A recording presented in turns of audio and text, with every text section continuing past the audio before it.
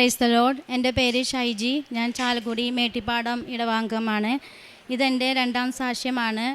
2018 ഞാൻ ആദ്യമായിട്ട് ഇവിടെ വന്ന് ഉടമ്പടി എടുക്കുന്നത്.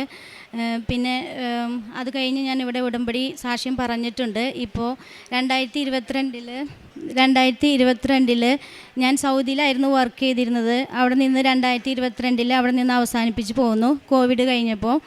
എന്നിട്ട് ഇവിടെ വന്ന് കഴിഞ്ഞപ്പോൾ എനിക്ക് OET എഴുതാനും UK പോകാനുമുള്ളൊരു ആഗ്രഹം തോന്നി. അങ്ങനെ OETക്ക് പ്രിപ്പയർ ചെയ്തുകൊണ്ടിരിക്കുമ്പോൾ അച്ഛനെ വന്ന് കണ്ട് ബ്ലെസ്സിങ്സ് വാങ്ങിച്ച് എക്സാം എഴുതി. ആദ്യത്തെ പ്രാവശ്യം എനിക്ക് ആവശ്യമായ സ്കോറൊന്നും കിട്ടിയില്ല. പക്ഷേ എനിക്ക് പ്രത്യേകിച്ച് അങ്ങനെ വിഷമമൊന്നും തോന്നിയില്ല. ഞാൻ ഉടമ്പടിയിലായിരുന്നു. രണ്ടാം പ്രാവശ്യം പെട്ടെന്ന് തന്നെ ഡേറ്റ് എടുത്തു, എഴുതി. അപ്പോൾ രണ്ടാം പ്രാവശ്യം എക്സാമിന് പോകുമ്പോഴും ഈ ഉടമ്പടി കാശ് രൂപവും എല്ലാ നേർച്ച വസ്തുക്കളും എല്ലാം ഉപയോഗിച്ച് തന്നെയാണ് ഞാൻ പോയത്. നേർച്ച ഉപ്പും എല്ലാം കയ്യിലെടുത്ത് തന്നെയാണ് പോയത്. അവിടെ ചെന്നപ്പോൾ എക്സാമിന് പോയപ്പോൾ റൈറ്റിങ്ങും എല്ലാം ഓക്കെ ആയിരുന്നു. സ്പീക്കിങ്ങിന് കയറിയപ്പോൾ എനിക്ക് ഫസ്റ്റ് എക്സാമിന് വന്ന അതേ എക്സാമിനർ തന്നെ എനിക്ക് സെക്കൻഡ് എക്സാമിനും കിട്ടി. അപ്പോൾ കണ്ടപ്പോഴേ ആൾ പറഞ്ഞു, നമ്മൾ മുന്നേ കണ്ടതാണല്ലോ. പക്ഷേ ആൾ ഒത്തിരി നെർവസ് ആയിരുന്നു എക്സാമിൻ്റെ സമയത്ത്. മുന്നത്തെ കുട്ടിയുടെ സ്പീക്കിങ്ങിൻ്റെ റെക്കോർഡിംഗ് ഒന്നും റെക്കോർഡായിട്ടില്ല. അപ്പോൾ ഒത്തിരി നെർവസ് ആയിട്ട് ഒത്തിരി പ്രോബ്ലം ആയിട്ടിരിക്കുന്ന സമയത്താണ് ഞാൻ കയറി ചെല്ലുന്നത്. അപ്പോൾ എക്സാമിന് ക്വസ്റ്റ്യൻസ് ചോദിക്കുന്നുണ്ട്, പക്ഷേ ആൾ ലിസൺ ചെയ്യുന്നില്ല. എന്തൊക്കെയോ കുത്തിക്കുറിക്കുന്നു, എഴുതുന്നു. അതെല്ലാം എക്സാം കഴിഞ്ഞപ്പോൾ എന്നോട് പറഞ്ഞു, okay we will see you next time, കുറച്ചും കൂടി ഇമ്പ്രൂവ് ആവാനുണ്ട്, നമുക്ക് will see you next time എന്ന് പറഞ്ഞു. അപ്പോൾ എനിക്ക് ഒത്തിരി വിഷമമായി. ഞാൻ ഇറങ്ങി അപ്പോൾ തന്നെ ഞാനൊരു നേർച്ച പോലെ മാതാവിൻ്റെ അടുത്ത് പറഞ്ഞു, ഞാൻ ജപമാല റാലിയിൽ വന്ന് പങ്കെടുക്കും, എനിക്ക് ഈ എക്സാമിൽ പാസ്സായേ പറ്റൂ. അങ്ങനെ ഞാൻ 2023 ജപമാല റാലിയിൽ ആദ്യമായിട്ട് പങ്കെടുത്തു. അപ്പോൾ എക്സാം ഓൾറെഡി ഞങ്ങൾ ഒത്തിരി പേര് കൂടിയാണ് പോയത് എക്സാം എഴുതാൻ. അപ്പോൾ അവർക്കെല്ലാം നല്ല എളുപ്പമായിരുന്നു. എക്സാം കഴിഞ്ഞപ്പോൾ അവരെല്ലാം ഹാപ്പി. ഞാൻ മാത്രം ഈ സ്പീക്കിങ്ങിന് എനിക്ക് ബുദ്ധിമുട്ടായിരുന്നതുകൊണ്ട് ഞാൻ മാത്രം വിഷമിച്ചിരിക്കുമായിരുന്നു. പക്ഷേ റിസൾട്ട് വന്നപ്പോൾ ഞാൻ മാത്രം പാസ്സായി. അവരെല്ലാം സ്പീക്കിങ്ങിനെല്ലാം അവർക്ക് ആവശ്യമായ സ്കോറിങ് കിട്ടിയില്ല. അപ്പോൾ അത് മാതാവിൻ്റെ അനുഗ്രഹം കൊണ്ട് മാത്രമാണ് ഞാനത് പാസ്സായതും. ജപമാല റാലിയിൽ വന്ന് പങ്കെടുത്തു. പിന്നെ എല്ലാം പെട്ടെന്നായിരുന്നു. എനിക്കറിയില്ല, വിത്തിൻ 1 മന്ത് ഇൻ്റർവ്യൂ കഴിയുന്നു. വിത്തിൻ 24 hours എനിക്ക് എല്ലാം റെഡി ആവുന്നു. 1 മന്തിൽ ടിക്കറ്റും വിസയും എല്ലാം വരുന്നു, പോകുന്നു. ഡിസംബറിൽ ഒരു 1 മന്ത് ടൈം, ജനുവരി ഫസ്റ്റ് വീക്കിലേ ഞാൻ UK പോകുന്നു.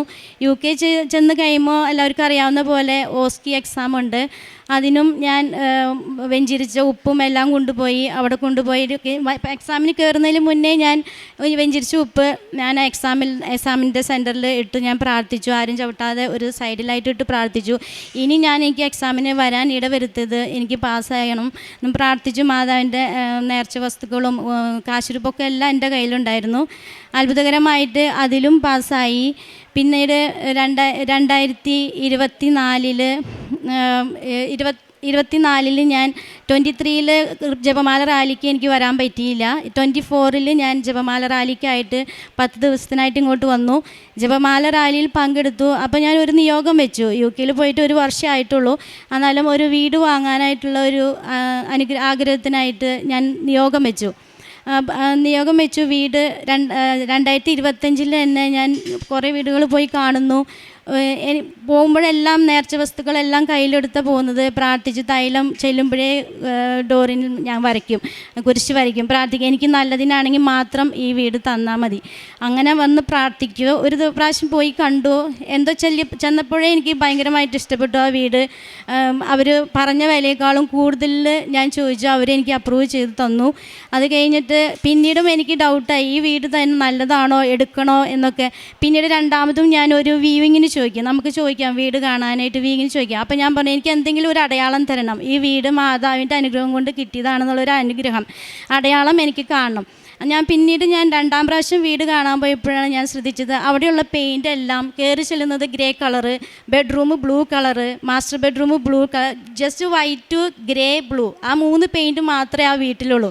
അപ്പോൾ ഞാൻ ഓർപ്പിച്ചു, ഇത് മാതാവിൻ്റെ അനുഗ്രഹം കൊണ്ട് കിട്ടിയ വീട് തന്നെയാണ്. അങ്ങനെ ആ വീട് ഞങ്ങൾ കൺഫേം ചെയ്തു, വീട് വാങ്ങി. മെയ് മാസം എൻ്റെ ബർത്ത്ഡേയുടെ ഡേറ്റിൻ്റെ അന്നാണ് ഞാൻ അപ്രതീക്ഷിതമായിട്ടാണ്, പ്രതീക്ഷിച്ച് കയറിയതല്ല, വീട് കിട്ടുകയും അവിടെ താമസിക്കുകയും അത് മാതാവിൻ്റെ ഒരു ഗിഫ്റ്റായിട്ട് കിട്ടിയതാണെന്ന് ഞാൻ പ്രതീക്ഷിക്കുന്നു. അതുപോലെ തന്നെ അത് കഴിഞ്ഞ് പിന്നത്തെയാണ് ഞാൻ ഒരു ഡ്രൈവിംഗ് ടെസ്റ്റിന് പോകാനായിട്ട് UK ചെയ്യുന്നത്. 2 പ്രാവശ്യവും ഫെയിലായി. 3-ാം പ്രാവശ്യം എല്ലാ പ്രാവശ്യം പോകുമ്പോഴും ഞാൻ പ്രാർത്ഥിച്ച് തന്നെയാണ് പോകുന്നത്. 3-ാം പ്രാവശ്യം പോയി ഞാൻ പ്രാർത്ഥിച്ചു, ഈ പ്രാവശ്യം എനിക്ക് പാസ്സായേ പറ്റൂ. എനിക്ക് ഡ്രൈവിങ് ഇവിടെ നാട്ടിൽ ചെയ്തൊന്നും എക്സ്പീരിയൻസ് ഇല്ല. ഞാൻ ഡ്രൈവിങ്ങിൻ്റെ ലൈസൻസ് ഉണ്ടെങ്കിൽ പോലും ഞാൻ ഇവിടെ ഡ്രൈവ് ചെയ്തിട്ടില്ല. അപ്പോൾ 3-ാം പ്രാവശ്യം പോയപ്പോഴും ഞാൻ വെഞ്ചരിച്ച ഉപ്പെല്ലാം എടുത്ത് സീറ്റെല്ലാം ഇട്ട് കയ്യിൽ ഞാൻ നമ്മുടെ ഒരു കൊന്തയുണ്ടല്ലോ, കുഞ്ഞു കൊന്ത, അതെല്ലാം ഞാൻ കാശുരൂപം വെച്ച് പ്രാർത്ഥിച്ചു. ഞാൻ മാതാവിൻ്റെ മടിയിലിരുന്നാണ് ഞാൻ ഡ്രൈവ് ചെയ്യുന്നത്, മാതാവ് വേണം വളയം പിടിക്കാനായിട്ട്. അപ്പോൾ അങ്ങനെ പ്രാർത്ഥിച്ചു. എന്താ നല്ലൊരു എക്സാമിനർ ആയിരുന്നു എനിക്ക് കിട്ടിയത്. നല്ലൊരു കൂളായിട്ടുള്ളൊരു എക്സാമിനർ, ഒരു ടെൻഷനും ഇല്ലാതെ സുഖമായിട്ട് ഡ്രൈവ് ചെയ്തു. എനിക്ക് ആ ഡ്രൈവിംഗ് ടെസ്റ്റ് കിട്ടി. അത് വലിയൊരു അനുഗ്രഹമായിട്ട് തന്നെയാണ് ഞാൻ കരുതുന്നത്. കാരണം ഒത്തിരി 10-15 പ്രാവശ്യമൊക്കെ എഴുതിയിട്ടും ഫെയിലാവും. നല്ല ഒത്തിരി എക്സ്പീരിയൻസ് ഡ്രൈവിംഗ് ചെയ്യുന്നവർക്ക് ഒന്നും കിട്ടാത്ത ഒരു എക്സ്പീരിയൻസ് ഇല്ലാത്ത എനിക്ക് കിട്ടിയത് ഞാൻ ഒത്തിരി അനുഗ്രഹമായിട്ട് തന്നെ കരുതുന്നു. പിന്നെ ഒരു രോഗസൗഖ്യം കിട്ടിയ ഒരു അനുഗ്രഹം അത് പ്രത്യേകമായിട്ട് എടുത്തു പറയേണ്ടതുണ്ട്. എനിക്ക് ഇതുവരെ എൻ്റെ ലൈഫിൽ ഒരു ബാക്ക് പെയിനോ അങ്ങനെ ഒരു പ്രശ്നം ഇതുവരെ എനിക്ക് ഉണ്ടായിട്ടില്ല. പക്ഷേ 2025 എല്ലാ വർഷവും ജമാല റാലിയുടെ സമയമാകുമ്പോൾ എനിക്ക് പോരണമെന്നൊരു ആഗ്രഹമുണ്ട്.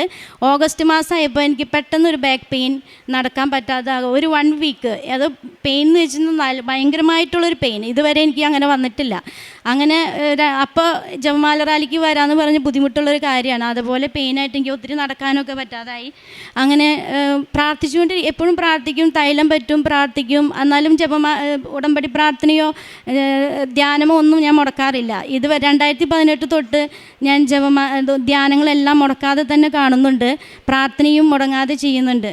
പിന്നെ അന്നേരം ഞാൻ പ്രാർത്ഥിച്ചുകൊണ്ടിരിക്കുമ്പോൾ എനിക്ക് എൻ്റെ ഉള്ളിൽ ഒരു തോന്നുവാണ്, ഹസ്ബൻഡിനെ വിട്, നിൻ്റെ ബാക്ക് പെയിൻ മാറും. അങ്ങനെ ഒത്തിരി പ്രാവശ്യം എനിക്ക് തോന്നിയതാണെന്ന് വിചാരിക്കും. പിന്നെയും കണ്ണടച്ച് പ്രാർത്ഥിക്കുമ്പോൾ ഇത് തന്നെ എൻ്റെ ഉള്ളിൽ വന്നുകൊണ്ടിരിക്കുക. അപ്പോൾ ഞാൻ ഹസ്ബൻഡിനോട് പറഞ്ഞു, ജപമാല റാലിക്ക് പോകണം, എന്നാലേ എൻ്റെ ബാക്ക് പെയിൻ മാറുള്ളൂ എന്ന് പറഞ്ഞു. അപ്പോൾ ആൾ പറഞ്ഞു, ഞാൻ എങ്ങനെയാണ് പോകുന്നത് ഇത്രയും ദൂരം നടക്കാൻ, അങ്ങനെയൊക്കെ പറഞ്ഞു പോകാൻ. പിന്നീട് ഞാനിങ്ങനെ പറഞ്ഞു കഴിഞ്ഞപ്പോൾ ഓക്കെ പറഞ്ഞു, ടിക്കറ്റ് എടുത്തു, ജപമാല റാലിക്ക് വന്ന് പങ്കെടുത്ത് അന്ന് വൈകിട്ടും എനിക്ക് പെയിനുണ്ട്. ജപമാല റാലി കഴിഞ്ഞ് വീട്ടിൽ വന്ന് ഇപ്പോഴും ഞാൻ വിളിക്കും, ഞാൻ പറഞ്ഞു എനിക്കിപ്പോഴും പെയിനുണ്ട്. പക്ഷേ പിറ്റേ ദിവസം നേരം വെളുത്ത് എനിക്കിപ്പോൾ തുടങ്ങി ആ പെയിൻ എവിടെ പോയെന്നോ ഇതുവരെ, ഇപ്പോൾ 1 വർഷമാവാനല്ലേ പോകുന്നത്, ഇതുവരെ എനിക്ക് ആ പെയിൻ പിന്നെ വന്നിട്ടില്ല. അവിടെ MRI ചെയ്തു, ഡിസ്കിന് മൾട്ടിപ്പിൾ പ്ലേസസ് ഡിസ്ക് പ്രോലാപ്സ് ഉണ്ടെന്ന് എല്ലാവരും പറഞ്ഞു, എമർജൻസി ഫിസിയോതെറാപ്പി. പക്ഷേ എനിക്ക് അവർ ഫിസിയോതെറാപ്പിയിൽ അപ്പോയിൻമെൻറ്റ് കിട്ടുന്നത് ജപമാല റാലി കഴിഞ്ഞതിന് ശേഷമാണ്. അവർ ടെസ്റ്റ് ചെയ്യുന്നു, ഒരു പ്രശ്നം അവർ കാണുന്നില്ല, അവർ ഫിസിയോതെറാപ്പിയിൽ നിന്ന് ഡിസ്ചാർജ് ആയി വരുന്നു. അവർ പറഞ്ഞ MRI റിസൾട്ട് വെച്ചിട്ട് ഒരു പെയിനും ഇല്ലയെന്ന് പറയുന്നത് അത്ഭുതം തന്നെ, അവർ അങ്ങനെ പറയുന്നു. അപ്പോൾ ഇതുവരെ പിന്നെ എനിക്ക് ആ പെയിൻ വന്നിട്ടില്ല, അത് ഭയങ്കരമായിട്ടൊരു അത്ഭുതമാണ്. പിന്നെ അങ്ങനെ ഒത്തിരി അനുഗ്രഹങ്ങൾ എനിക്ക് ലഭിച്ചിട്ടുണ്ട്. നേർച്ച വസ്തുക്കളിൽ കൂടും പ്രാർത്ഥനകളിൽ കൂടെ എല്ലാം ഒത്തിരി അനുഗ്രഹങ്ങൾ ലഭിക്കുന്നുണ്ട്. വളരെ കുറച്ച് കാര്യങ്ങൾ മാത്രമേ ഇവിടെ പറയുന്നുള്ളൂ. പിന്നീട് കാരുണ്യ പ്രവർത്തികൾ എന്ന് പറയുന്നത് മറ്റുള്ളവർക്ക് സഹായിക്കാൻ പറ്റാവുന്ന വിധത്തിലെല്ലാം സഹായിക്കുന്നുണ്ട്. പിന്നെ കൂടുതൽ മറ്റുള്ളവർക്ക് വേണ്ടി പ്രാർത്ഥിക്കാനുള്ള ഒരു അനുഗ്രഹം കിട്ടിയിട്ടുണ്ട്. അവർക്ക് കിട്ടുന്ന അനുഗ്രഹങ്ങൾക്ക് നമുക്ക് കാണുമ്പോൾ, നമ്മൾ പ്രാർത്ഥിച്ച് കിട്ടുന്ന അനുഗ്രഹം കാണുമ്പോൾ നമുക്കൊരു നല്ലൊരു സന്തോഷം വരുന്നുണ്ട്. പിന്നെ ഒത്തിരി പേര് അവർക്ക് മാതാവിനെ കുറിച്ച് പറയുകയും ഇവിടെ വന്ന് അവർക്കെല്ലാം ഒരുപാട് അനുഗ്രഹങ്ങൾ കിട്ടുന്നുണ്ട്, ഉടമ്പടി എടുക്കുന്നുണ്ട്. അതെല്ലാം കാണുമ്പോൾ വളരെയധികം സന്തോഷം തോന്നുന്നു. അതുപോലെ ഇതുവരെ മാതാവും ഈശോയും കൂടെ തന്ന എല്ലാ അനുഗ്രഹങ്ങൾക്കും ഞാൻ 1000 നന്ദി പറയുന്നു.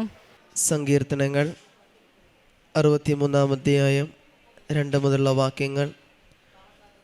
അങ്ങയുടെ ശക്തിയും മഹത്വവും ദർശിക്കാൻ ഞാൻ വിശുദ്ധ മന്ദിരത്തിൽ വന്നു. അങ്ങയുടെ കാരുണ്യം ജീവനേക്കാൾ കാമ്യമാണ്. എൻ്റെ അധരങ്ങൾ അങ്ങയെ സ്തുതിക്കും. പരിശുദ്ധ അമ്മയുടെ പ്രത്യക്ഷീകരണ സാക്ഷിയായിട്ട് ഷൈജി ഷാജു ചാലക്കുടി തൻ്റെ അനുഭവസാക്ഷി നമുക്ക് മുമ്പിൽ പങ്കുവെക്കുകയായിരുന്നു. ഷൈജിയുടെ അനുഭവസാക്ഷി നമുക്ക് മനസ്സിലാക്കാനായിട്ട് സാധിക്കുക വാക്കുകളിൽ ഇപ്രകാരം പ്രകടമായിരുന്നു: ഞാൻ ഉടമ്പടിയിൽ ആയതുകൊണ്ട് യാതൊരുവിധ ഭയവുമില്ലായിരുന്നുള്ളത്. കാരണം OET പാസ്സാകുവാനും UK പോകുവാനൊക്കെ സാധിക്കുകയത് അത് പൂർണ്ണമായിട്ട് ഉടമ്പടിയോട് ചേർന്നുകൊണ്ടുള്ള ജീവിതം തന്നെയാണ്. ആദ്യ തവണ ഫെയിലാകുമെങ്കിലും അത് ഞാൻ ഉടമ്പടിയിലാണെന്നുള്ള ഉറച്ച വിശ്വാസത്തോടെയാണ് മുമ്പോട്ട് പോവുകയൊക്കെ ചെയ്യുന്നത്. കാരണം ഉടമ്പടി ചേർന്നുകൊണ്ട് മുമ്പോട്ട് പോകുമ്പോഴാണ് അത് 2ാമത് എക്സാമിലാണെങ്കിലും സ്പീക്കിങ്ങിൽ ബുദ്ധിമുട്ടുകളുണ്ടായെങ്കിലും പരിശുദ്ധ അമ്മയുടെ വലിയ സംരക്ഷണയിൽ അവിടുന്ന് ആഗ്രഹിച്ചതുപോലെ ഒരു വിജയം നൽകി പരിശുദ്ധ അമ്മ അനുഗ്രഹിക്കുക ചെയ്തു.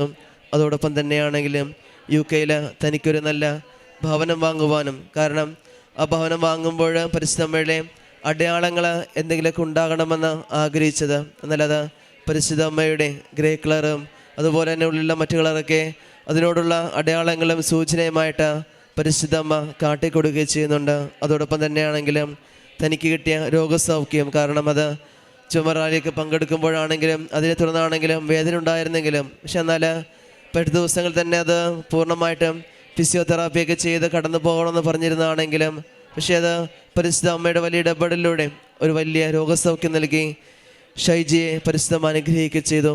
ഇനിയും മുമ്പോട്ടുള്ള ജീവിതത്തിൽ പരിശുദ്ധ അമ്മ ഇനിയും വലിയ വലിയ അനുഗ്രഹങ്ങളാൽ പ്രത്യക്ഷീകരണ സാക്ഷിയായിട്ട് ഈ അൾത്താരയിൽ ഉയർത്തട്ടെ എന്ന് നമുക്ക് പ്രാർത്ഥിക്കാം. ഒപ്പം നമ്മളെയും പ്രത്യക്ഷീകരണ സാക്ഷികളായിട്ട് ഉയർത്തണമേ എന്ന് നമുക്ക് പ്രാർത്ഥിക്കുകയും ചെയ്യാം. അത്യപൂർവ ദൈവാനുഭവങ്ങൾ ഇനി നിങ്ങൾക്കും സ്വന്തം. ഈ യൂട്യൂബ് ചാനൽ ഇതുവരെ സബ്സ്ക്രൈബ് ചെയ്തിട്ടില്ലെങ്കിൽ ഇപ്പോൾ തന്നെ സബ്സ്ക്രൈബ് ചെയ്യുക. ഈ വീഡിയോ ഇപ്പോൾ തന്നെ നിങ്ങളുടെ സുഹൃത്തുക്കൾക്ക് ഷെയർ ചെയ്തുകൊണ്ട് കർത്താവിൻ്റെ പ്രേക്ഷിതരാകുക.